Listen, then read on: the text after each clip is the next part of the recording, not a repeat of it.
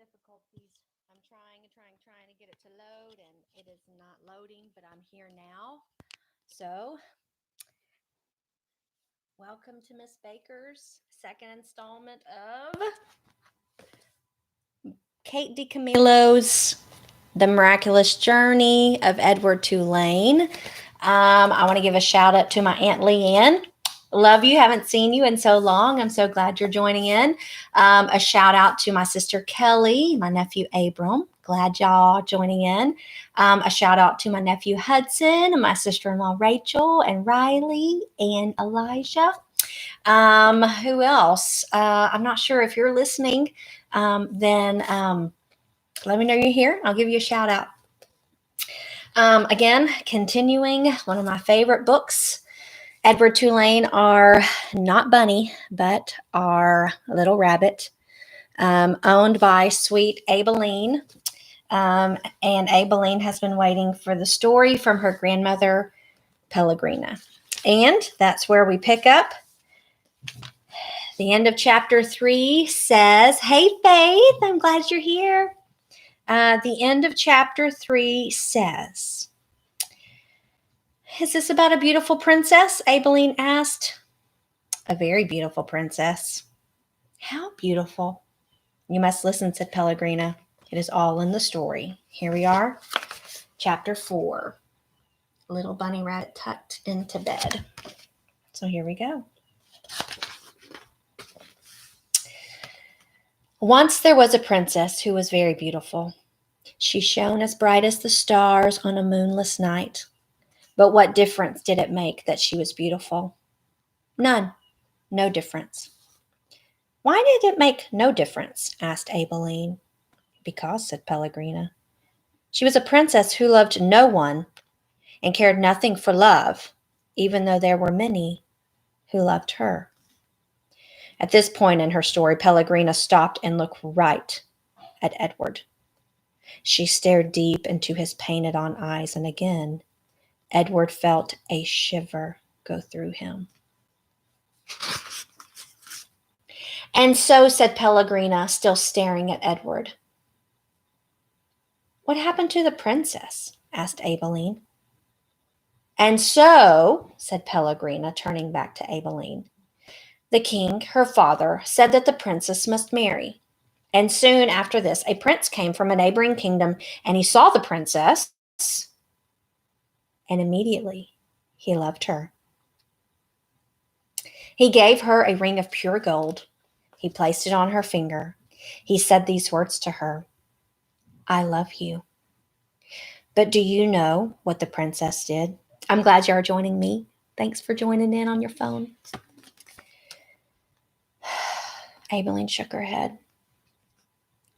"She swallowed the ring.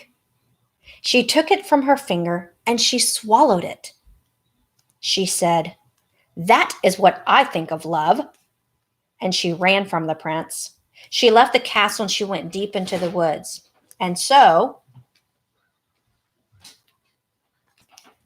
what?" said Abeline. "What happened then?" "And so the princess became lost in the woods. She wandered for many days, and finally she came to a little hut, and she knocked on the door. She said, 'Let me in, I am cold.' There was no answer. She knocked again. She said, 'Let me in, I am hungry.' A terrible voice answered her. The voice said, 'Enter if you must.' Hey, Christina. The beautiful princess entered, and she saw a witch sitting at a table counting pieces of gold. 3,622, said the witch. "I am lost," said the beautiful princess. "What of it?" said the witch. 3,623. "I am hungry," said the princess. "Not my concern," said the witch. 3,624. "But I am a beautiful princess," said the princess. 3,625, replied the witch. My father, said the princess, is a powerful king, and you must help me or there will be consequences. Consequences, said the witch, and she looked up from her gold. She stared at the princess. You dare to talk to me of consequences? Very well, then. We will speak of consequences. Tell me the name of the one you love. Love, said the princess, and she stamped her foot. Why must everyone always speak of love? Whom do you love? Said the witch. You must tell me the name. I love no one, said the princess proudly. You disappoint me, said the witch. And she raised her hand and said one word. Farfiggery.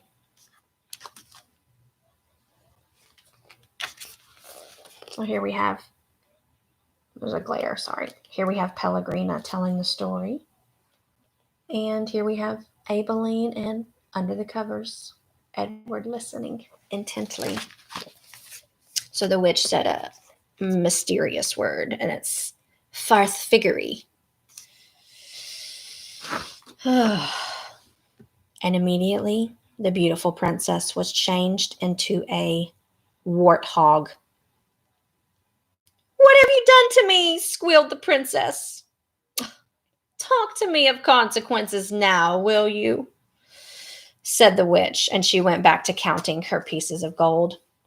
3,626, said the witch, as the warthog princess ran from the hut and out again into the forest. Hey, Caroline and Reed and Kelly. The king's men were in the forest too. And what were they looking for? A beautiful princess. And so when they came upon an ugly warthog, they shot it immediately. Pow! No, said Aibileen. Yes, said Pellegrina. The man took the warthog back to the castle, and the cook slit open its belly, and inside it found the ring of pure gold. There were many hungry people in the castle that night, and all of them were waiting to be fed. So the cook put the ring on her finger, and she finished butchering the warthog, and the ring that the beautiful princess had swallowed shone on the cook's hand as she did her work. The end. The end, said Aibileen indignantly. Yes, said Pellegrina, the end. But it can't be. Why can't it be? Because it came too quickly, because no one is living happily ever after. That's why. Ah, and so, Pellegrina nodded. She was quiet for a moment. But answer me this. How can a story end happily if there is no love? But, well, it is late, and you must go to sleep. Pellegrina took Edward from Aibileen. She put him in his bed and pulled the sheet up to his whiskers. She leaned close to him and she whispered, You disappoint me. And after the old lady left, Edward lay in his small bed and stared up at the ceiling. The story, he thought, had been pointless. But then, most stories were. He thought of the princess and how she had become a warthog. How gruesome. How grotesque. What a terrible fate. Edward, said Aibileen, I love you. I don't care how old I get. I will always love you. Yes, yes, thought Edward. He continued to stare up at the ceiling. He was agitated for some reason that he could not name. He wished that Pellegrina had put him on his side so that he could look at the stars. And then he remembered Pellegrina's description of the beautiful princess. She shone as bright as the stars on a moonless night. For some reason, Edward found comfort in these words, and he repeated them to himself. As bright as the stars on a moonless night. As bright as the stars on a moonless night. Over and over until at last the first light of dawn appeared. It's raining at your house, Faith? Wow. That's all of chapter 4. So we're moving quickly along to chapter 5. Those look like some pretty treasures and knickknacks and a chest and clothes, hats and shoes. Remember the trip coming up? The house on Egypt Street became frantic with activity as the Tulane family prepared for their voyage to England. Edward possessed a small trunk, and Abilene packed it for him, filling it with his finest suits and several of his best hats and 3 pairs of shoes, all so that he might cut a fine figure in London. But before she placed each outfit in the trunk, she displayed it to him. "Do you like this shirt with this suit?" she asked him. "Or would you like to wear your black derby? You look very handsome in it. Shall we pack it?" And then finally, on a bright Saturday morning in May, Edward and Abilene and Mr. and Mrs. Tulane were all on board the ship, standing at the railing. Pellegrina was at the dock.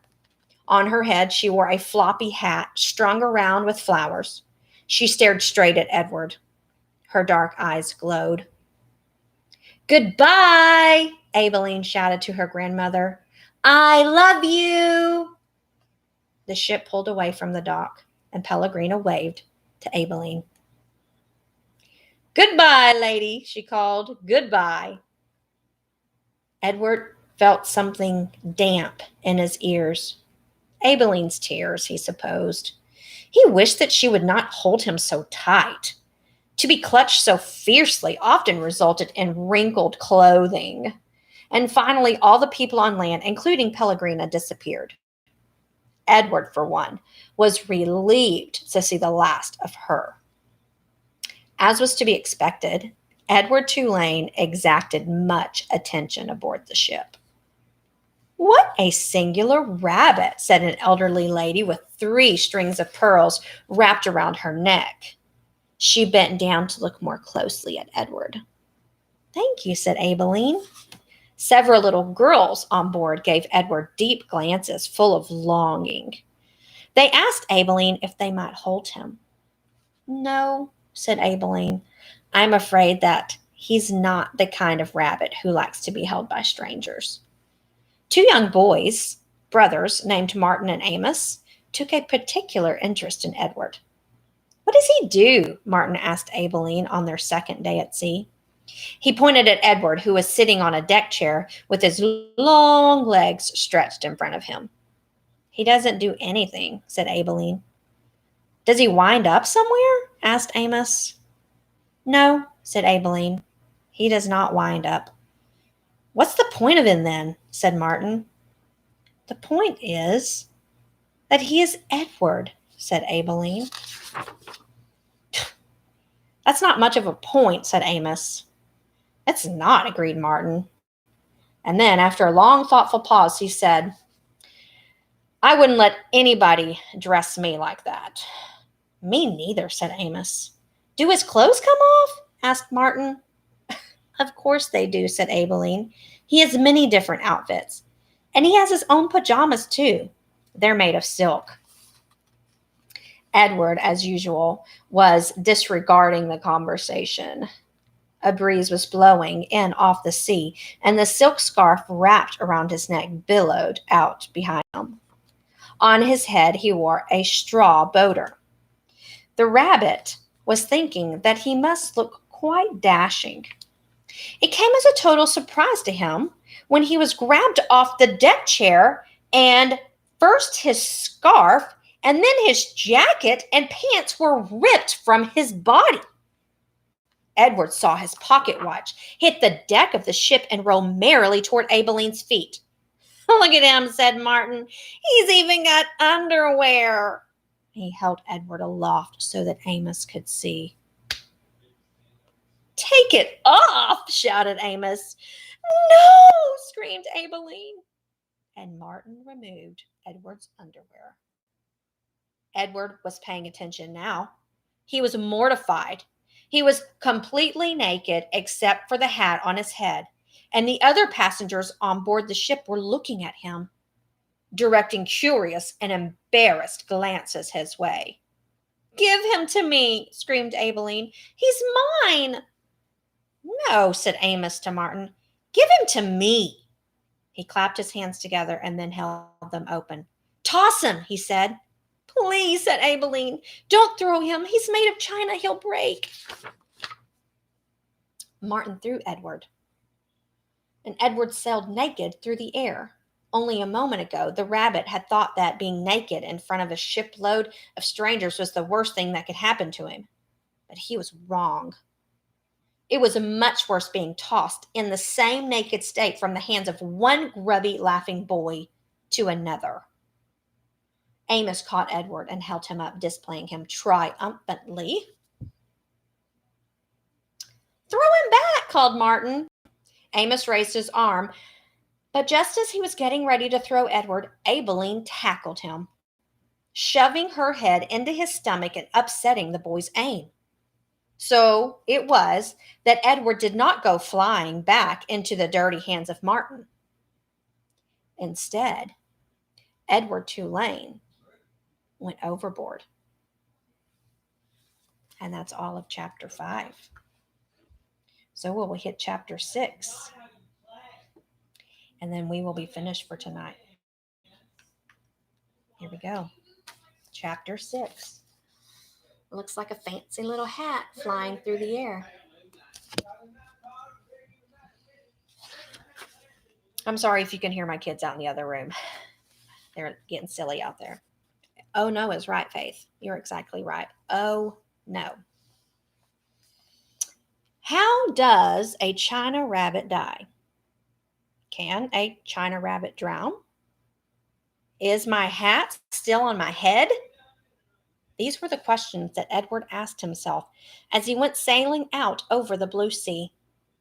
The sun was high in the sky, and from what seemed to be a very long way away, Edward heard Aibileen call his name.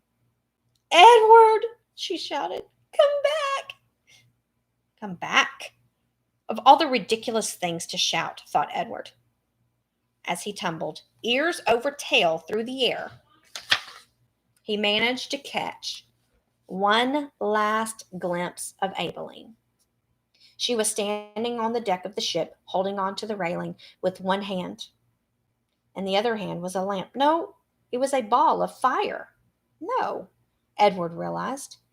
It was his gold pocket watch that Aibileen held in her hand. She was holding it up high, and it was reflecting the light of the sun. "My pocket watch," he thought. "I need that." And then Aibileen disappeared from view, and the rabbit hit the water with such tremendous force that his hat blew off his head. That answers that question, thought Edward as he watched the hat dance away on the wind. And then he began to sink. And he sank and sank and sank. He kept his eyes open the whole time, not because he was brave, but because he had no choice. His painted-on eyes witnessed the blue water, turning to green and then to blue again, and they watched as it finally became as black as night. There's the cruise ship, and I'm sure Aibileen's standing on the deck, waving.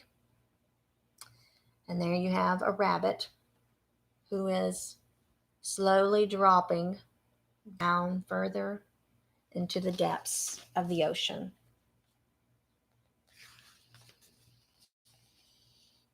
Edward went down, and he said to himself, "If I'm going to drown, certainly I would have done so by now." Far above him, the ocean liner, which Aibileen aboard it, sailed blithely away, and the China rabbit landed finally on the ocean floor, face down. And there, with his head in the muck, he experienced his first genuine and true emotion. Edward Tulane was afraid. And that's all of chapter 6. So I could do one more chapter, maybe. I think I can do one more chapter. So Edward is face down in the muck, the bottom of the ocean, and Abilene is gone. And he is finally feeling the very first real emotion, and he's afraid. We'll do one more chapter. Chapter 7. Here we have a raging wave in the ocean. And I think you can kind of see something there in the wave. Could it possibly be? Let us find out. Chapter 7. He told himself that certainly Abilene would come and find him. This, Edward thought, is much like waiting for Abilene to come home from school. I will pretend that I am in the dining room of the house on Egypt Street, waiting for the little hand to move to the 3 and the big hand to land on the 12. If only I had my watch, then I would know for sure. But it doesn't matter. She will be here soon, very soon. Hours passed, and then days, and then weeks, and months. And Abilene did not come. Edward, for lack of anything better to do, began to think. He thought about the stars, and he remembered what they looked like from his bedroom window. What made them shine so brightly, he wondered. And were they still shining somewhere even though he could not see them? Never in my life, he thought, have I been farther away from the stars than I am now. He considered, too, the fate of the beautiful princess who had become a warthog. Why had she become a warthog? Because the ugly witch turned her into one, that's why.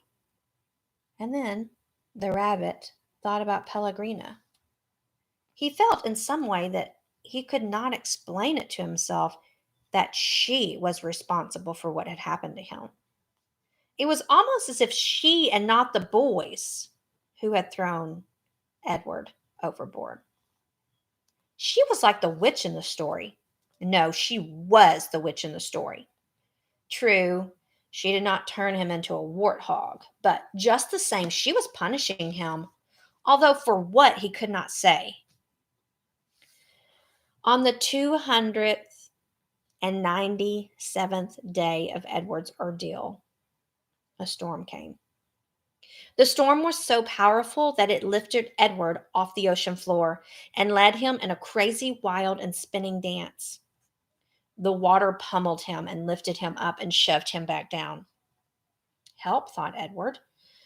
The storm and its ferocity actually flung him all the way out of the sea, and the rabbit glimpsed for a moment the light of an angry and bruised sky. The wind rushed through his ears. It sounded to him like Pellegrina laughing. But before he had time to appreciate being above the water, he was tossed back down into the depths. Up and down, back and forth he went until the storm wore itself out, and Edward saw that he was beginning again his slow descent to the ocean floor. Oh, help me, he thought. I can't go back there. Help me. But still, down he went. Down, down, down. And then suddenly the great wide net of a fisherman reached out and grabbed the rabbit. The net lifted him higher and higher until there was almost unbearable explosion of light, and Edward was back in the world, lying on the deck of a ship, surrounded by fish. Ugh, what's this? Said a voice. Ain't no fish, said another voice. That's for sure. The light was so brilliant that it was hard for Edward to see. But finally shapes appeared out of the light and then faces, and Edward realized that he was looking up at two men, one young and one old. Looks like some toy, said the grizzled old man. He bent and picked Edward up and held him by his front paws, considering him. A rabbit, I reckon. It's got whiskers and rabbit ears, or the shape of rabbit ears at least. Yeah, sure, a rabbit toy, said the younger man, and he turned away. I'll take it home to Nellie. Let her fix it up and set it to rights. Give it to some child. The old man placed Edward carefully on a crate, positioning him so that he was sitting up and could look out at the sea. Edward appreciated the courtesy of this small gesture, but he was heartily sick of the ocean and would have been satisfied never to set eyes on it again. "Well, there you go," said the old man.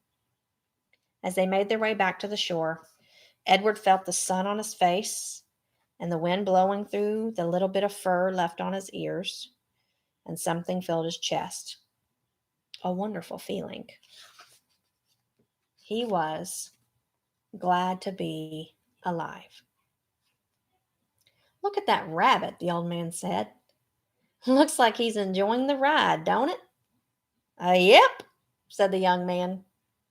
In fact, Edward Tulane was so happy to be back among the living that he did not even take umbrage at being referred to as it. And that's all of chapter 7. And I must say, our little Edward Tulane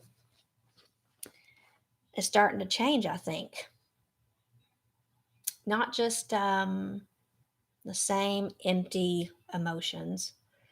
He felt fear and disgust, but at this point, he's not even bothered by being called it, which bothered him early on.